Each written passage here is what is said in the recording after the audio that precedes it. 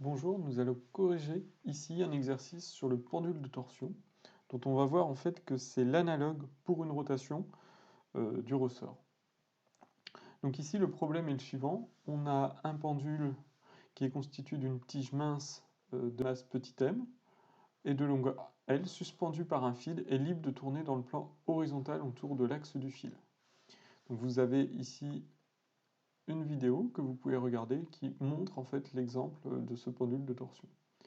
Alors ici, la tige, vous voyez dans le schéma que j'ai mis, la tige est en fait une tige constituée de deux masses à l'extrémité, et l'ensemble en fait, on va considérer que l'ensemble a une masse m. Θ, c'est l'angle par rapport à sa position d'équilibre, et forcément ici il y a un fil, vous voyez, et ce fil va appliquer un couple résistant, dit couple de torsion, dont on vous donne l'expression et qui dépend, vous voyez, qui est proportionnel à θ. Le moment d'inertie de la tige, on vous le donne, il est donné, c'est 1 douzième de m fois L carré, où L est la longueur de la tige. Alors, première question, établir l'équation différentielle du mouvement de la tige. Avant de se lancer dans cet établissement d'équation différentielle, il faut poser les choses. On travaille dans un référentiel terrestre qui est supposé galiléen. Notre système, c'est la tige plus les deux masses que l'on considère. Ici, j'ai choisi de travailler en coordonnées cartésiennes, où ces coordonnées sont représentées ici. Donc j'ai choisi mais vous pouvez faire d'autres choix en coordonnées cartésiennes. J'ai choisi de mettre l'origine de mon axe au niveau du support, mais vous pouvez choisir une origine de l'axe au niveau du centre de la tige. Un axe X, ici, qui est suivant en fait la position d'équilibre, vous voyez, qui est parallèle à la position d'équilibre du pendule. Un axe Z vertical. Ensuite, on commence par faire pour un bilan des forces, il y a le poids qui s'exerce ici, le poids au centre de gravité, au centre d'inertie G du solide. Donc comme les deux masses ici sont identiques, le centre d'inertie est au centre de la tige. Donc comme j'ai choisi un axe Z qui est descendant, il s'exprime le poids mg fois EZ, où E est le vecteur unitaire, non représenté ici pour ne pas alourdir le schéma. Et puis forcément, sur notre tige constituée des deux masses, donc notre système, il y a le fil qui exerce une force de rappel. Donc c'est le rappel du fil de torsion, qu'on peut noter grand R. Et le couple de cette force, on vous le donne dans l'énoncé, c'est moins C fois θ, où θ est l'angle par rapport à l'équilibre. Alors pour établir cette équation différentielle, on utilise le théorème du moment cinétique, qui vous dit que la dérivée du moment cinétique par rapport à l'axe de rotation, donc ici l'axe de rotation c'est l'axe OZ, c'est égal au moment des forces extérieures appliquées sur le système. Donc ici il y a deux forces, comme on l'a dit, donc c'est égal au moment suivant l'axe OZ du poids, plus le moment de la force de rappel du fil de torsion. Donc on va exprimer chacun de ces termes. Le moment suivant l'axe OZ du poids est nul, tout simplement parce que le poids n'entraîne pas notre système à tourner. En effet, regardez ce OG vectoriel MG. OG, le vecteur OG, est parallèle au vecteur unitaire EZ, ce qui fait que le produit vectoriel ici est nul. Donc le moment du poids ici est nul. Il nous reste donc le moment de la force de rappel du fil de torsion. Et bien ça, c'est égal, ce moment, c'est égal au couple qui est donné dans l'énoncé, c'est-à-dire moins C fois θ. Et le moment, enfin, cinétique, c'est égal au moment d'inertie J fois oméga, oméga étant la dérivée par rapport au temps de l'angle, donc J fois θ. Finalement, j'applique ici, je remplace dans mon équation différentielle, je remplace dans mon théorème du moment cinétique, et j'obtiens l'équation différentielle. Donc on reconnaît ici l'équation différentielle d'un oscillateur harmonique. Il n'y a pas de force de frottement, il y a un second membre qui est nul.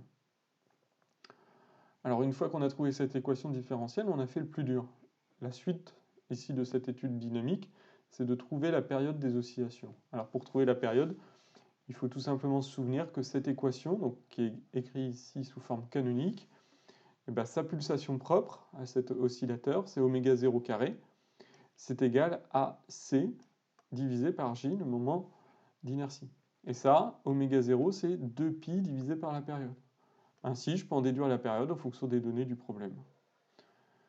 Ensuite, question 3, c'est une simple application numérique, où ici, il faut remplacer le moment d'inertie. Donc, on vous donne son expression, c'est 1/12 de m fois la longueur au carré de la tige. Si je remplace en faisant attention de mettre dans les bonnes unités, donc il faut mettre en kilogrammes, en mètres, et C ici est directement exprimé dans les bonnes unités, on arrive à une période de 6,8 10-2 secondes. On va maintenant regarder la deuxième partie de ce problème qui est ici une étude énergétique. On va regarder par analogie d'un ressort déterminer l'énergie potentielle de torsion.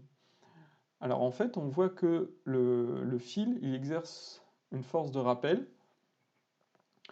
et on a donné son couple.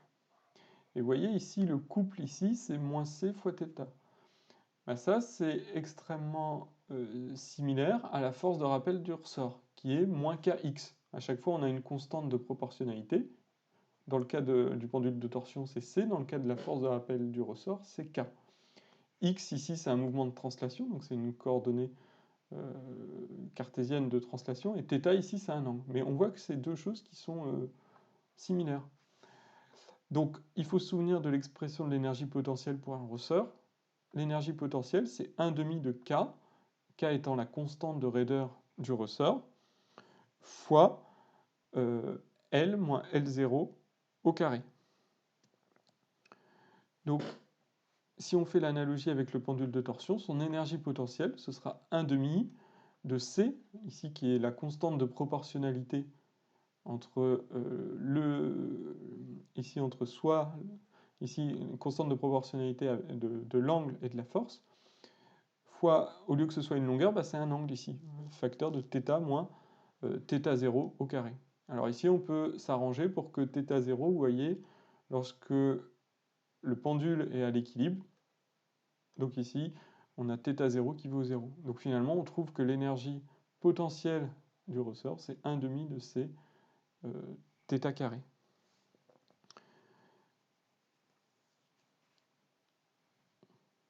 Donc, une fois qu'on a trouvé cette énergie potentielle, là aussi nous avons fait le plus dur. Et ensuite, il faut exprimer l'énergie mécanique. Donc l'énergie mécanique est ici la somme de l'énergie cinétique plus de l'énergie potentielle.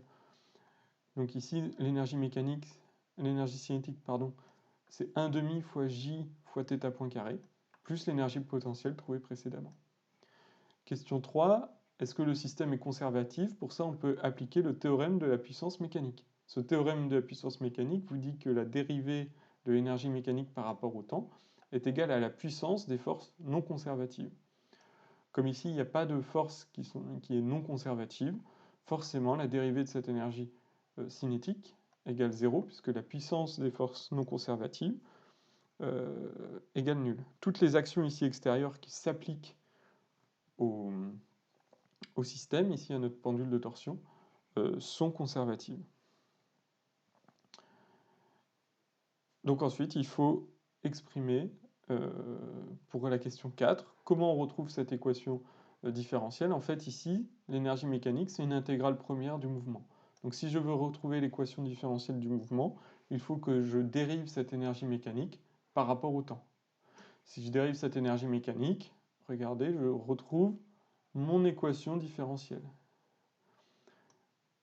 Je dérive par rapport au temps, j'ai donc un terme θ point fois θ point point, et ici un terme de θ fois θ point. Ici, on peut simplifier par θ point, donc je retrouve bien la même expression.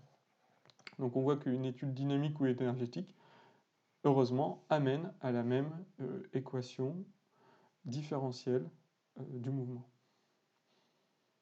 Voilà, je vous remercie.